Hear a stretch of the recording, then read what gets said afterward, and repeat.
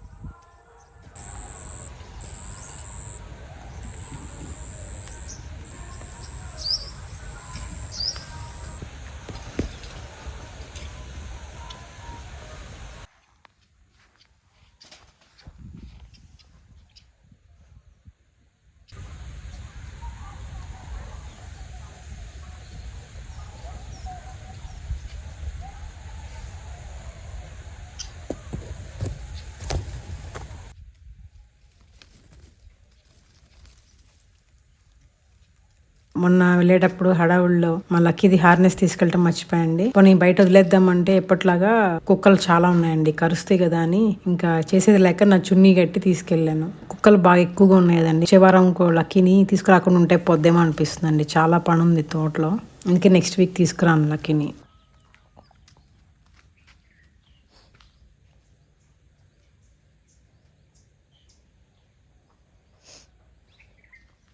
ఇవాళ పొద్దున్నే fermented fruit juice తయారు చేయడానికి గ్లాస్ జార్స్ కడిగి రెడీగా పెడుతున్నాను.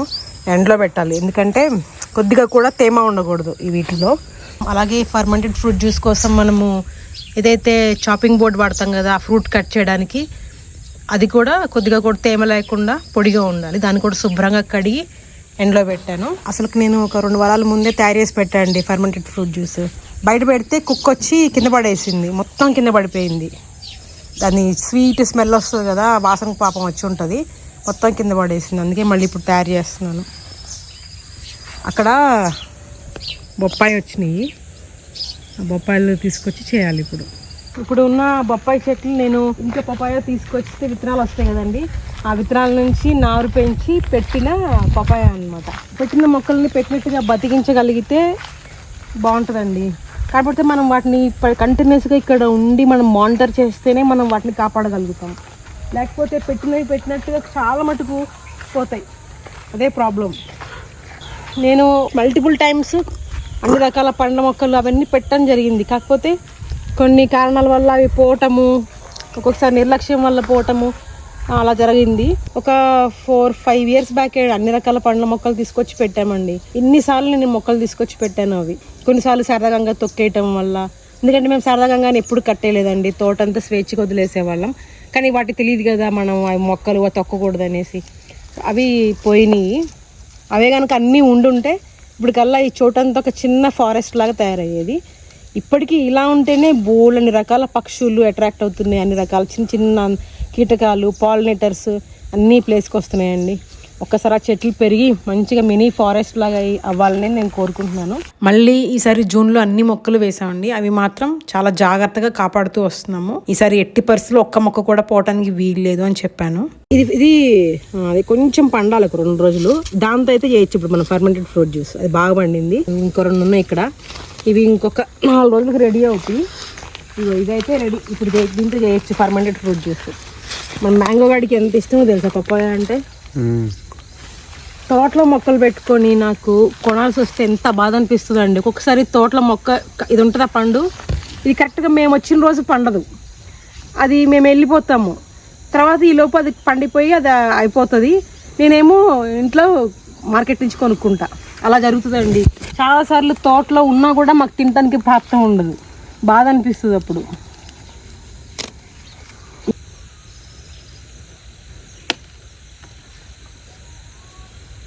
ఇది కొంచెం బాగా పండింది. దీంతో ఫర్మెంటెడ్ ఫ్రూట్ జ్యూస్ చేస్తున్నాను.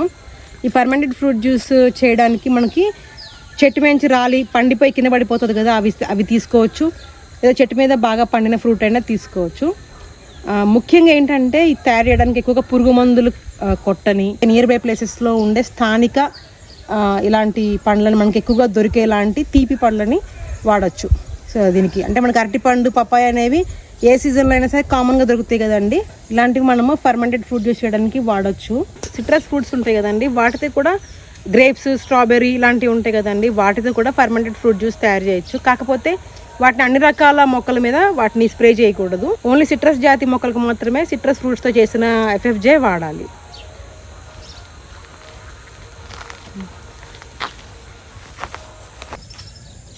ఇక్కడ ఈ స్టాండ్ కనిపిస్తుంది కదండి, చూడండి. దీనికి 3 స్టెప్స్గా ఇలా ఉన్నాయి. కిందేమో హెవీ డ్యూటీ వీల్స్ ఉన్నాయి, పైనేమో ట్రెల్లిస్ ఉంది. ఇలా నిజానికి ఇది ఇక్కడది కాదండి, నేను ఇంట్లోది, హైదరాబాద్లో ఇంట్లోది అనమాట. నేను ఒకసారి ఇంటి ముందు కార్డర్లో కొన్ని మంచిగా పచ్చగా ఉండేట్టు మొక్కలు పెట్టుకుందాము అని చెప్పి ఇలాంటిది ఏదైనా ఉందని సెర్చ్ చేస్తుంటే నాకు అమెజాన్లో కనిపించింది. సేమ్ ఇదే అనమాట కనిపిస్తుంది. కానీ రివ్యూస్లో ఏముంది, అది స్ట్రాంగ్గా లేదు, కదిలిపోతుంది, జస్ట్ ఇట్లా సన్నగా ఉందని చెప్తే సరే అని చెప్పి నేను సేమ్ ఇదే రిఫరెన్స్ తీసుకొని హఫీజ్పేటలో ఒక ఫ్యాబ్రికేటర్ ఆయన ఇంటికి పిలిచి ఇలా కావాలి అని చూపించాను. ఒక 2-3 రోజుల్లో తయారు చేసి తీసుకొచ్చారనమాట. చేసి కూడా ఒక 2 ఏళ్ళు అయిపోతుందండి. ఇది మొన్నటిదాకా హైదరాబాద్లోనే ఉండేది. చక్కగా ఇక్కడంతా మొక్కల పూల కుండీలు, మధ్యలో ఒక వినాయకుడి విగ్రహము, చెట్లు, చిన్న చిన్న మొక్కలు ఉండేవి. కానీ ఊరికి మేము అటు ఇటు తిరగటము, ఎవరో ఇంట్లో లేక ఎండిపోతుంటే నాకు అది నచ్చక ఇంకా మొక్కలు అన్నీ ఇక్కడ తీసుకొచ్చేసాను. ఈ స్టాండ్ కూడా సరే ఇక్కడ తీసుకొచ్చాం కదా, ఈ స్టాండ్ ఇట్లా వాడదామని చెప్పి కొన్ని అవసరమైన నర్సరీ మొక్కలన్నీ మనమే తయారు చేసుకుంటే బాగుంటుంది కదా అని చెప్పి అనుకున్నాను. మనము మొక్కలు అంటే నారు మనమే పెంచుకునేటప్పుడు అవి మనము విత్తనాలు పెట్టినప్పుడు ఆ విత్తనం మనకి బీజం అంకురించే వరకు, అంటే సీడ్ జస్ట్ సీడ్లింగ్ లాగా మారే వరకు వాటికి ఒక కాన్స్టెంట్గా టెంపరేచర్ ఉండాలన్నమాట. కొంచెం కూడా దాని టెంపరేచర్లో చేంజ్ ఉండకూడదు. సో అప్పుడు అంటే బయట ఎండ తగలకూడదు, చలి తగలకూడదు, ఏం తగలకూడదు, కాన్స్టెంట్గా ఉండాలి. అలాగే మనము విత్తనము దేంట్లో అయితే పెడతామో ఆ మట్టిలో కానీ, ఆ కోకోపీట్ కానీ మట్టి దేంట్లో అయితే దాంట్లో తేమ అనేది కూడా కాన్స్టెంట్గా ఒకేలాగా ఉండాలండి. విత్తనం అంకురించే వరకు తేమ కాన్స్టెంట్గా ఒకేలాగా ఉండాలి, అంటే తడి. ఒకవేళ మనం బయట ఓపెన్ ప్లేస్లో పెట్టామనుకోండి ఏదైనా విత్తనము, మనం దానికి నీళ్లు పెడతాము, ఎండ రాగానే అదంతా తడి ఆవిరైపోతుంది అదంతా. మళ్ళీ నెక్స్ట్ వాటర్ ఇచ్చే వరకు అది ఆ ప్రాసెస్ అనేది కొంచెం డిలే అవుతుంది అనమాట. అంటే బయట విత్తనం పెడితే రాదని కాదు, కొంచెం జర్మినేట్ అవ్వటం లేట్ అవుతుంది, లేకపోతే అసలు జర్మినేట్ అవ్వకుండా కూడా ఉండవచ్చు. అందుకే మనము సాధ్యమైనంత ఇలా నర్సరీ లాగా ఇట్లా ట్రేల్లో పెంచుకుంటే మొక్కలు జర్మినేట్ అవుతుంది. నేను ఇంతకుముందు ఇంట్లో చాలాసార్లు పెంచానండి మొక్కలు. తర్వాత వన్స్ అవి సీడ్లింగ్గా మారిన వెంటనే వాటికి కొంచెం ఎండ అనేది తగలాలి, లేకపోతే ఆ కాడ బాగా పెరిగిపోయి అసలు ఆకులు రాకుండా ఉంటుంది అనమాట. అందుకని చెప్పి నేను దానికోసం అని చెప్పేసి స్టాండ్ని వాడుకుందామని అనుకున్నాను. ఇప్పుడు ఇవాళ ఈ కొబ్బరి చిప్పల్లో విత్తనాలు పెడుతున్నాను కదా, దానికి కావాల్సిన ఏర్పాటు అంతా అంతకు ముందు రోజే చేసాం మొత్తం. అప్పుడు ఆ స్టాండే కాకుండా ఆ బాక్సులు లాంటివి కూడా తయారు చేయించామండి. దాంట్లో కుండీలు పెట్టొచ్చు, లేదా ఏదైనా సరే ఇంట్లో ఆకుకూర లాంటివి వేసుకోవచ్చు. ఆ బాక్స్ లో లైనర్స్ లాగా వేసి మట్టి నింపి ఆకుకూరలు ఇంటి దగ్గర కూడా పెంచుకుందాం అనే ఉద్దేశంతో ఆ బాక్సులు కూడా చేయించాము. ఆ బాక్సులు ఇప్పుడు కూడా వాడుకోవచ్చు, అలానే తీసేసి మంచిగా పెయింట్ చేసేసి వాడుకోవచ్చు ఇప్పుడు. ఇవ్వండి, ఇవి సీడ్లింగ్ ట్రేస్. యాక్చువల్గా ఈ సీడ్లింగ్ ట్రేస్ మేము కొన్నవి కాదు, కూరగాయలు నారు తీసుకునే వాళ్ళం కదండి, అప్పుడు దాంతోపాటు వారు ఇచ్చినవి అనమాట. ఇవి నేను వీటిని ఇప్పటికి చాలాసార్లు మల్టిపుల్ యూజ్ చేశాను. ఒకసారికి తీసేయడం ఎందుకని చెప్పి వీటిని చాలాసార్లు వీటిలో సీడ్స్ వేసి వీటిని వాడాను. కానీ చూడండి, కొన్నులకి ఇలా అయిపోతాయి అవి, వాటి లైఫ్ తక్కువ అనమాట. సో ఇదంతా ఈ రాలిపోయిందంతా మన నీళ్ళలో కలిసిపోతుంది కదా. ఎప్పటికైనా సరే ప్లాస్టిక్ సీడ్లింగ్ ట్రేస్ వాడటం అంత మంచిది కాదని చెప్పి నేను కొబ్బరి చిప్పలు తీసుకున్నాను. ఆన్లైన్లో కొబ్బరి చిప్పలు తీసుకున్నాను. సుమారుగా ఒక 500 కొబ్బరి చిప్పలు తీసుకున్నాను. ఇంక ఇవి కాకుండా ఇంకున్నాయి ఇంట్లో. ఇప్పుడు వీటికి ఇక్కడ అడుగున ఒక చిన్న హోల్ చేయాలి, చేసేసి దీంట్లో మట్టి నింపి వీటిలో సీడ్స్ పెట్టుకోవటం. వీటి లైఫ్ ఎక్కువగానే ఉంటుందండి, దాని తొందరగా డీకంపోజ్ అవ్వవు. వుడ్ లాగా ఉంటుంది కదా, హార్డ్ వుడ్ లాగా ఉంటుంది కదా, తొందరగా డీకంపోజ్ కూడా అవ్వవు. వీటి లైఫ్ ఎక్కువగానే ఉంటుంది కదా, అందుకని వీటిని వాడదామని చెప్పి ఇవి తెప్పించాను. చూద్దాం ఎలా పనిచేస్తాయో, ఇవి ఎన్ని రోజులు వస్తాయో చూద్దాము. తర్వాత అలాగే ఇవి అప్పుడు నేను శారదాగంగా వాళ్ళ కోసం తీసుకున్న హైడ్రోపోనిక్ ఫాడర్ ట్రేస్ ఉన్నాయి కదండి, ఇవి అవన్నమాట. మామూలు ప్లాస్టిక్ లాగా వన్ టైం యూజ్ లాగా కాదండి, ఇవి స్ట్రాంగ్గా ఉంటుంది. స్ట్రాంగ్ హార్డ్ ప్లాస్టిక్ అనమాట.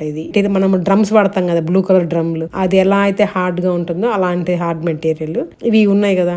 ఇప్పుడు ఆ కొబ్బరి చిప్పలు అడుగున పాయింటెడ్గా ఉంటుంది కదా, అట్లా ఫ్లాట్గా ఉండదు కదా. అవి నిలబడాలి అంటే ఒక బేస్ కావాలి. అందుకోసం అని చెప్పి ట్రేస్ తీసుకున్నాను. పెడితే ఇట్లా పడిపోకుండా ఉండటానికి ఇసుక ఇస్తే అట్లా ఉంటాయి కదా, అందుకొంచెం ఇసుక.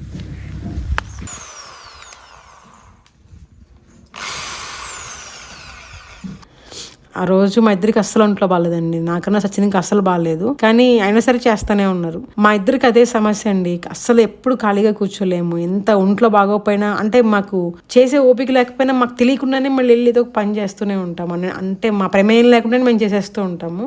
మధ్యాహ్నం అందరూ లంచ్కి వెళ్తారు కదా, అప్పుడు మేము కూడా కాసేపు పడుకుందాము, నిద్రపోయి రెస్ట్ తీసుకుందాం అనుకున్నాం, కానీ నిద్ర రాలేదండి మాకు. మళ్ళీ లేసి వచ్చి బయటికి వచ్చి పని చేస్తూనే ఉన్నాము. అసలు ఒక్క క్షణం కూడా ఖాళీగా ఇలా కూర్చొని రిలాక్స్డ్గా ఉంటాం అనేది మేము మర్చిపోయాము. మాకు అది అలవాటు కూడా లేదు ఫస్ట్ నుంచి. ఎప్పుడైనా కూర్చుందామన్నా కూడా కూర్చోలేకపోతామండి, ఏదో ఒక పని చేస్తూనే ఉండాలి. ఒక్కొక్కసారి ఆలోచిస్తే అనిపిస్తుంది అండి, అదేమన్నా పిచ్చేమో, మానసిక జబ్బేమో, అలా కంటిన్యూస్గా పని చేయాలనిపించడం అనేది కూడా ఒకలాంటి ప్రాబ్లం ఏమో అనిపిస్తుంది. విత్తనాలు పెట్టడం కోసం ఎర్రమట్టి, ఇంకా మేము తయారు చేసుకున్న ఎరువు, ఈ రెండు కలిపి తీసుకున్నాము. దాంట్లో కోకోపీట్ ఏం తీసుకోలేదండి. ఆ హైడ్రోపోనిక్ ఫాడర్ ట్రేస్ లో ఇసుకేసామండి, ఎందుకంటే అది కొబ్బరి చిప్ప నిలవాలి కదా అందుకని. కానీ వాటికి కూడా ఆ ట్రేస్ కూడా హోల్స్ ఉంటాయి కదా, మళ్ళీ దాంట్లోంచి ఇసుక కింద పడిపోతుంది. అది పడిపోకుండా అవి పరిచామన్నమాట. అవి ఆ కొబ్బరి చిప్పల్లో వాటర్ పోసినప్పుడు ఏదైనా ఎక్సెస్ వాటర్ ఉన్నా కూడా ఆ కింద ఉన్న హోల్లోంచి, డ్రైన్ హోల్లోంచి ఇసుకలోకి వెళ్ళిపోతుంది.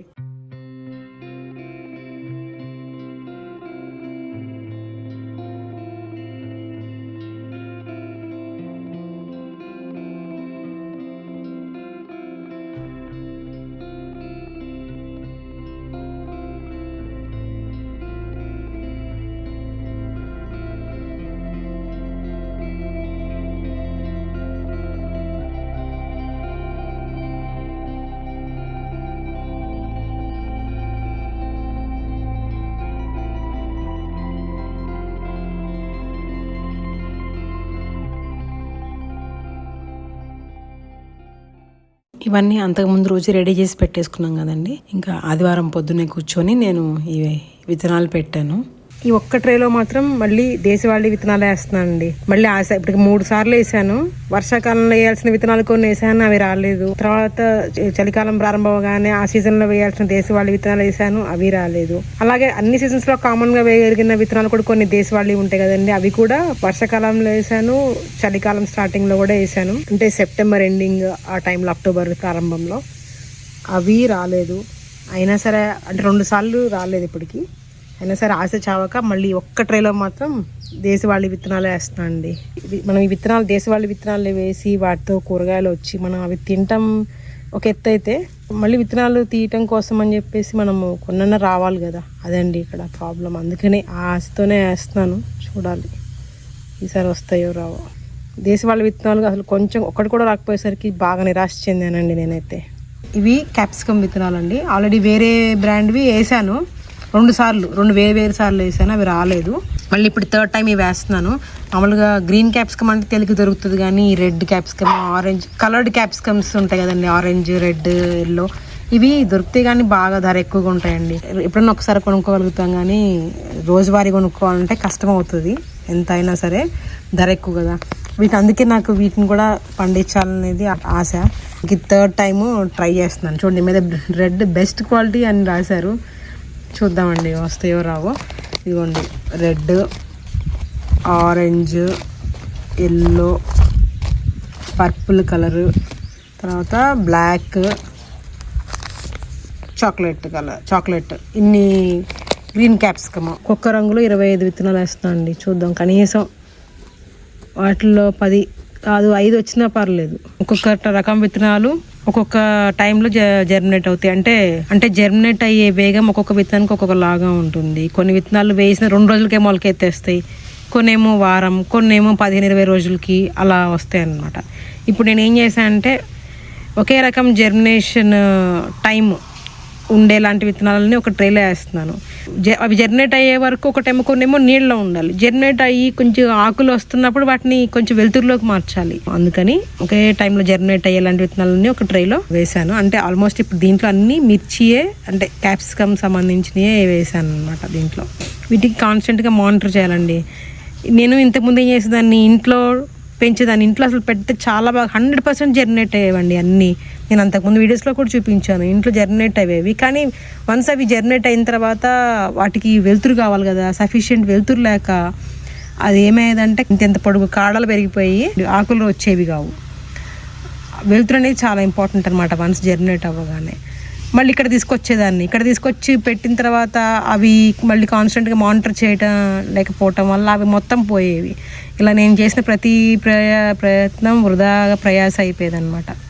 నేను అంతకుముందు లాస్ట్ వీడియోలో చూపించాను కదండి, ఇక్కడ నుంచి ఎప్పుడు తోటలో ఎక్కడ ఎండిపోయిన ఆకులు కానీ ఏదైనా వేస్ట్ కానీ అంటే పంట వ్యర్థాలు కానీ ఇంకా ఎండుగడ్డి కానీ ఇలాంటిది ఏది కనిపించినా సరే పారేయటము తగలబెట్టడం అలాంటివి చేయొద్దు అని చెప్పి గట్టిగా చెప్పాను కదండి. మొన్న లాస్ట్ వీక్ వెళ్ళినప్పుడు తోటలో ఎక్కడెక్కడ ఏమేమి ఇలా ఎండిపోయినవి ఉన్నాయి, అలాగే కత్తిరించిన కొమ్మలు ఇవన్నీ వెతికి అన్ని కలెక్ట్ చేసి తీసుకొచ్చి ఆ షేడ్ నెట్ కింద లోపల పెట్టమని చెప్పాను.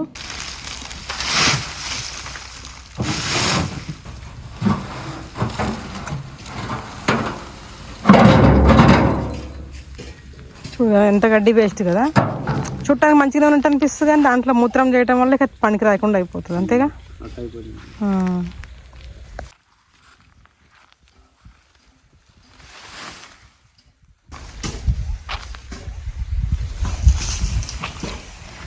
అప్పుడు పాలకూర వేసాం కదా, పాలకూర బాగానే వచ్చింది. తర్వాత ఇక్కడ చుక్కకూర వేసాము, చుక్కకూర రాలేదు. కలుపు మొక్కలు లాంటివి ఇదిగోండి. ఇవి క్యారెట్ మాత్రం హెల్తీగా వచ్చింది, మంచి సీడ్, హైబ్రిడ్ కూడా కాదండి, ఇది నాటుదే. తర్వాత ఇక్కడ వేసినవి ఏమీ రాలేదు. ఇక్కడ కొన్ని టొమాటో మొక్కలు వచ్చినాయి. ఇదిగోండి, ఇవి అరుదైనవి ఉంటాయి కదా, కొంచెం వేరే రకమైనవి, మామూలు టమాటా కాకుండా అవి కొన్ని వచ్చినాయి. తర్వాత ఈ మధ్యలో వేసినవి ఏం రాలేదు. ఇప్పుడు ఈ ప్లేస్లో మళ్ళీ విత్తనాలు వేయాలి. తర్వాత ఇవేమో మేమే ఇక్కడ నారేసామండి, వీటిని క్యాలీఫ్లవరు. ఇప్పుడు ఇలా వచ్చినాయి, మంచిగా వస్తున్నాయి, హెల్తీగా ఉన్నాయి. నాకైతే క్యాలీఫ్లవర్ బయట కొనాలంటే చాలా భయం అండి. నేను నా కళ్ళారా స్వయంగా చూశాను. అన్నిటికన్నా ఎక్కువగా పురుగుల మందులు కొట్టేది వీటికే అండి. క్యాలీఫ్లవర్కి బాగా కొడతారు, మిర్చికి బాగా కొడతారు. అందుకే నాకు బయట కొనే వాటిలో క్యాలీఫ్లవర్ కూడా ఒకటండి భయం వేసే వాటిలో. చాలా తక్కువ కొంటాను. చూడండి లోపల ఇదే బయట వేసి ఉంటే మాత్రం ఎంత హెల్తీగా పెరుగుతుందని అయితే నేను అనుకోవట్లేదు. ఇవి లోపల షేడ్ నెట్లో వేయటం వల్ల ప్రస్తుతానికి ఇప్పటి వరకు అయితే చూడండి ఎంత ఆరోగ్యంగా పెరుగుతున్నాయి, బలంగా ఆరోగ్యంగా పెరుగుతున్నాయి. తర్వాత ఇక్కడ అప్పుడు మొత్తం అన్ని పూల మొక్కలు వేసాం కదండి, అవైతే ఏమీ రాలేదు. అక్కడక్కడ ఏదో వచ్చినాయి కానీ అవి మనం కొంచెం పెరిగితే కానీ ఏదో వచ్చింది ఏంటనేది మనకు తెలియదు. క్యాప్సికమ్ ఈ లైన్లో వేసింది మొత్తం క్యాప్సికమ్ అండి. ఇందాక నేను చూపించాను కదా, red capsicum, yellow capsicum, orange, purple అవన్నీ ఇక్కడ వేసామన్నమాట. అవి ఏమీ రాలేదని చెప్పాను కదా, అది ఈ వరుసలోనే. అవి వస్తే మళ్ళీ పెట్టాలి. తర్వాత ఇక్కడేమో ఇవి బీన్స్ వచ్చినాయి. ఇవ్వండి, బీన్స్ వచ్చినాయి. కుందేళ్ళు వచ్చి లోపల ఉన్న బీన్స్ మొక్కల్ని తినేసినాయండి. ఈ వరుసలో వేసిన బీన్స్ తింది, అటువైపు వరుసలో కూడా కొంత సగం వరకు బీన్స్ వేసాము. అవి వాటినే మొత్తం ఎక్కువగా కట్ చేసి తినేసినాయి. ఇంకొన్ని మొక్కలకేమో పైన టిప్స్ కట్ చేసినాయండి.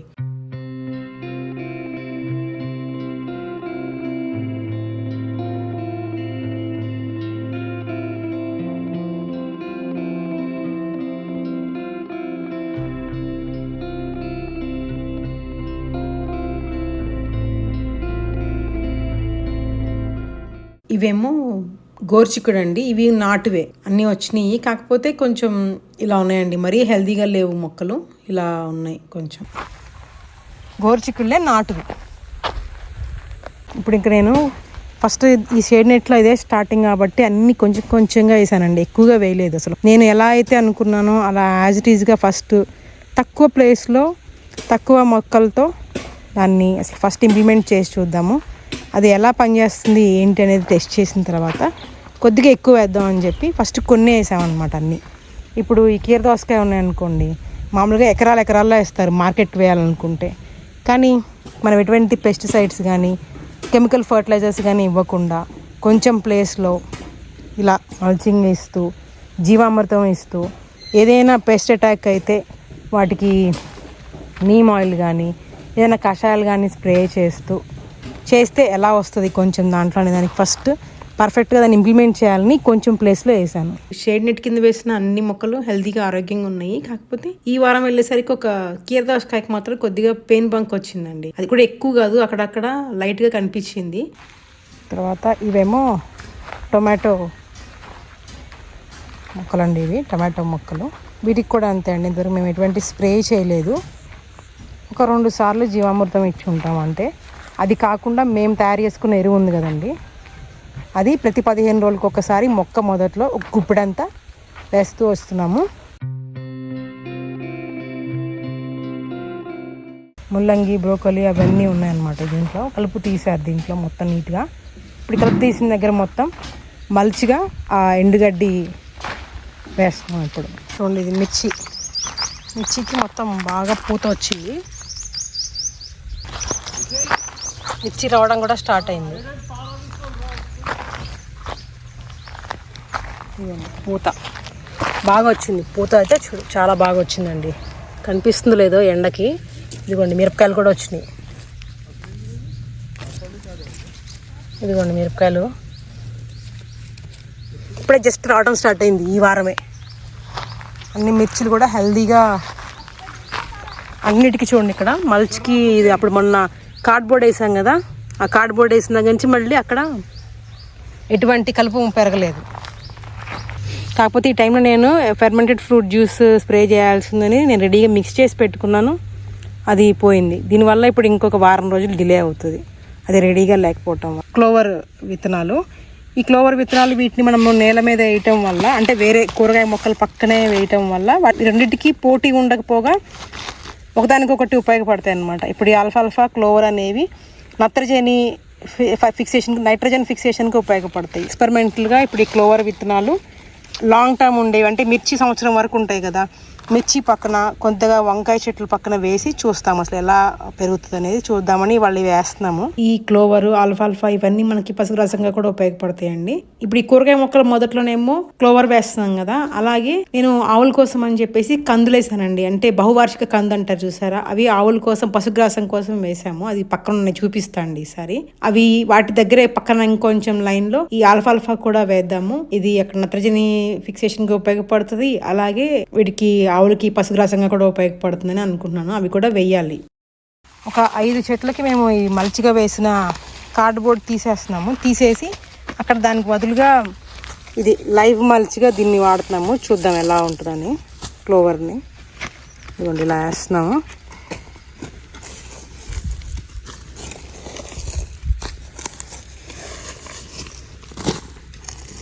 ఇలా పక్కన కూడా వేయచ్చు, అట్లా అక్కడ కూడా ఏం కాదు.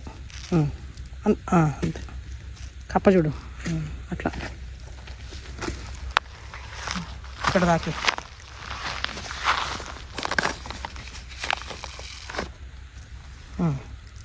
చాలు, అది ఇచ్చేసా. ఇప్పుడు వేసిన దగ్గర కొంచెం గడ్డి పెట్టుదేమో, ఎండు గడ్డి పెట్టు. మట్టి వేస్తాం మేడం, లైట్గా వేసేసాయి, లైట్గా ఎక్కువ అవసరంలా, అంతే.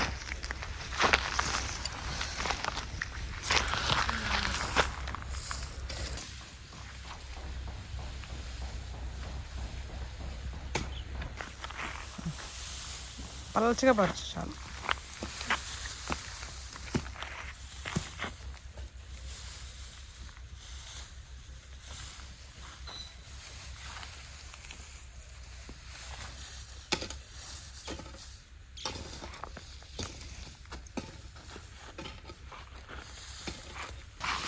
అంతే.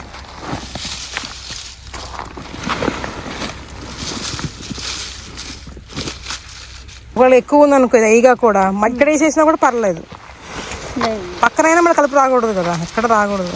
అట్లా అంతే, అట్లా వేసేసి.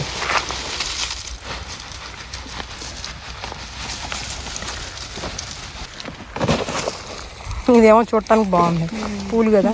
పూలు ఆ క్లాత్ తీసేసాము. ఇక్కడ నుంచి తోటలు ఎక్కడైనా సరే ప్లాస్టిక్, ఇప్పుడు పండించడానికి వచ్చే వాళ్ళు ఏదో ఒకటి వాటర్ బాటిల్స్, ప్లాస్టిక్ చెత్త తీసుకొస్తున్నారు కదా, గుట్కాలు తినేసి పడేస్తున్నారు. ఆ ప్లాస్టిక్ చెత్త ఎక్కడ కనిపించినా సరే తీసుకెళ్ళి ఒక దాంట్లో వేయండి అమ్మా. ఎక్కడ ప్లాస్టిక్ లేకుండా చూడాలి తోటలో. అంతకుముందు వారం వెళ్ళినప్పుడు పుదీనా పెట్టండి. కొన్ని ఇంట్లో కొనుక్కొచ్చిన పుదీనా ఉంటుంది కదా, ఆకులు తీసేసి వాటి కాడలు తీసుకొచ్చి పెట్టి, మళ్ళీ పుదీనాకి ఎప్పుడు ఏదైనా సరే ఆకుకూరలకి, అందులో ముఖ్యంగా పుదీనాకి తేమ ఎక్కువగా ఉండాలండి. ఎంత తేమ ఎక్కువగా ఉంటే అంత బాగా అవి అల్లుకుంటుంది మొత్తం. అందుకే అది గడ్డి వేసాం పైన. ఇప్పుడు మెంతులు వేస్తున్నాము. మనకు ఒకవేళ మన వ్యవసాయ భూముల దగ్గర ఆకుకూరలు కనుక మార్కెట్ ఉంటే, మనము ఇప్పుడు కూరగాయ పంటలు అంటే మిర్చి, వంకాయ, లేకపోతే టొమాటో ఇలాంటివన్నీ వేస్తాం కదండి. అవి పెరిగి వాటి కాత వచ్చే లోపు మనము అక్కడ అది ఏదైతే డ్రిప్ వరుసలో వేస్తామో ఆ డ్రిప్ కి లైన్ లోనే మనము ఆకుకూరలు కూడా వేసుకోవచ్చు. పాలకూర, మెంతికూర, కొత్తిమీర ఇలాంటివన్నీ వేసుకోవచ్చు. మిర్చి, టమాటో, వంకాయ లాంటి పెరిగి వాటి కాపు వచ్చే లోపే మనకి వీటి కటింగ్ అయిపోతుంది. ఈ లోపు అది లైవ్ మల్చిగా కూడా పనికి వస్తుంది. కలుపు పెరగకుండా ఆ విధంగా కూడా నివారించవచ్చు. ఇందాక కొన్ని మిరప మొక్కల దగ్గర క్లోవర్ విత్తనాలు ఎలా అయితే వేసి చల్లామో అలానే సేమ్ ఆకుకూరలు కూడా వేసుకోవచ్చు. ఈసారి అది కూడా వేసి చూపిస్తాను.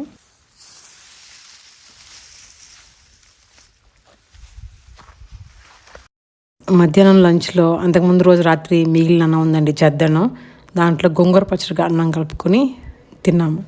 ఇదిగోండి పర్మనెంట్ ఫ్రూట్ జ్యూస్ తయారు చేస్తున్నాను అండి. దానికి బాగా పండిన పపాయ తీసుకున్నాను. తర్వాత ఇది ఒక శుభ్రంగా కడిగి బాగా పొడిగా ఉన్న గాజు జాడి లేదా మట్టి కుండ కూడా వాడచ్చండి. ఇదేమో బెల్లం, మనకు జీవామృతానికి, fermented fruit juice, fermented plant juice అలాంటివి చేయడానికి బెల్లం ఇప్పుడు స్టాక్ ఉంటుంది ఇంట్లో.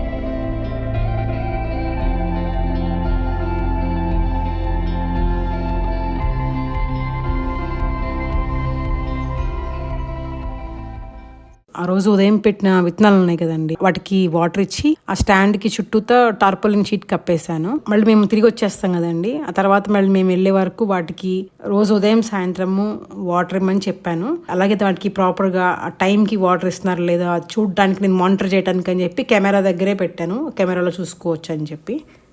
చూద్దామండి ఈసారన్నా వస్తుందో లేదో.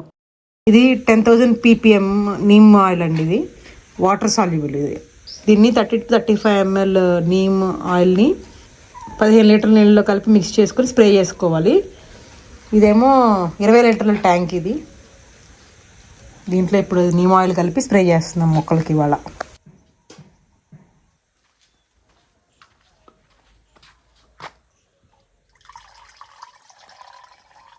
ఆ రోజు సాయంత్రం 5 గంటలకి షేడ్ నెట్లో ఉన్న అన్ని మొక్కలకి నీమ్ ఆయిల్ స్ప్రే చేయడం స్టార్ట్ చేసాము. సరిగ్గా ఒక 5 నిమిషాలు స్ప్రే చేయగానే ఆ స్ప్రే ట్యాంక్ ఆగిపోయిందండి. అది పొద్దునుంచి ఛార్జింగ్ పెట్టినా కూడా ఎందుకో అది పని చేయలేదు, ఆగిపోయింది.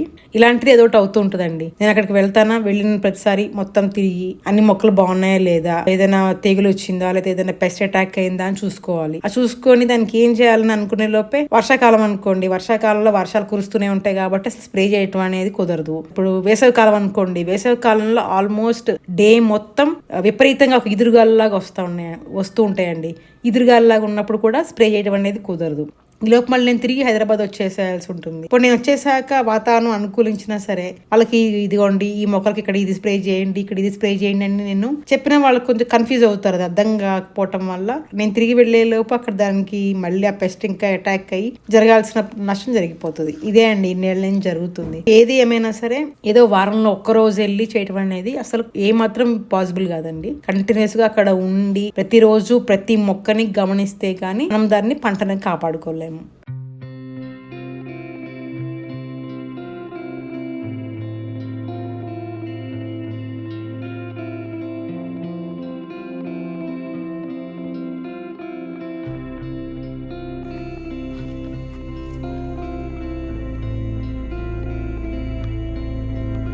సరే అండి, ఉంటాను. నా తర్వాత వీడియోలో మళ్ళీ కలుద్దాము. బాయ్.